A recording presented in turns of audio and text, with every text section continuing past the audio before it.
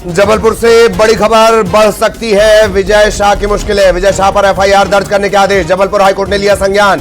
स्व मोटो जबलपुर हाईकोर्ट के जस्टिस ने संज्ञान लिया है। अतुल श्रीधरन जज है, उन्होंने संज्ञान लिया है। स्व मोटो विजय शाह पर एफआईआर दर्ज करने के आदेश। 4 घंटे में एफआईआर दर्ज हो। हाईकोर्ट के जस्टिस हैं अतुल श्रीधरन। इस मामले को लेकर अगले 4 घंटे में मंत्री पर एफआईआर दर्ज करने के आदेश, सीधे आदेश। जबलपुर हाईकोर्ट के जस्टिस हैं, उन्होंने स्व मोटो लिया है, स्वतः संज्ञान लिया है। 4 घंटे में एफआईआर विजय शाह पर। सहयोगी रमाकांत जुड़े हुए हैं। रमाकांत, क्या अपडेट?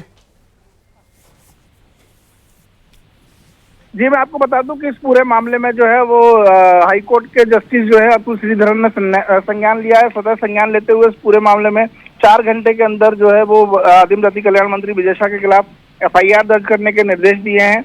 उन्होंने आदेश निकाला है, कुछ ही देर में ये आदेश जो है वो साइट पर अपलोड हो जाएगा और इसके बाद जो है वो विजय शाह के खिलाफ एफआईआर दर्ज हो सकती है। कांग्रेस लगातार इस पूरे मामले में हमलावर है और लगातार विजय शाह के इस्तीफे की मांग कर रही है।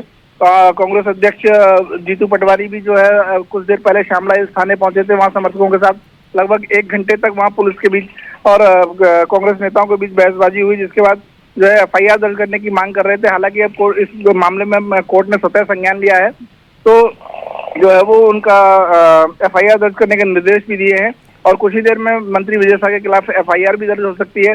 हालांकि पार्टी बीजेपी जो है वो इस पूरे मामले में विजय शाह को अनुशासनहीनता मान के चल रही है और पार्टी स्तर पर उनके खिलाफ कोई कार्रवाई हो सकती है। लेकिन जिस तरह से इस पूरे मामले में कोर्ट ने संज्ञान लिया है, तो कहीं ना कहीं ये मामला अब ज्यादा गंभीर होता जा रहा है। जी ललित, वाकई सवाल यही पूछे जा रहे हैं कि क्या माफी है काफी या सिर्फ अनुशासनहीनता।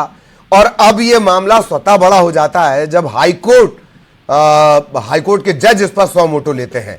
ये गले की फांस बनेगा अगर पार्टी कोई फैसला जल्दी नहीं लेती है तो। जी बिल्कुल, आप ठीक कह रहे हैं कि कहीं ना कहीं ये बीजेपी के गले की फांस बनता हुआ साबित हो रहा है ये मामला। जिस तरह से मंत्री विजय शाह ने जो कल बयान दिया था, उसके बाद से लगातार विपक्ष इस पर हमलावर है कि उनको बर्खास्त किया जाए, मंत्रिमंडल से हटाया जाए।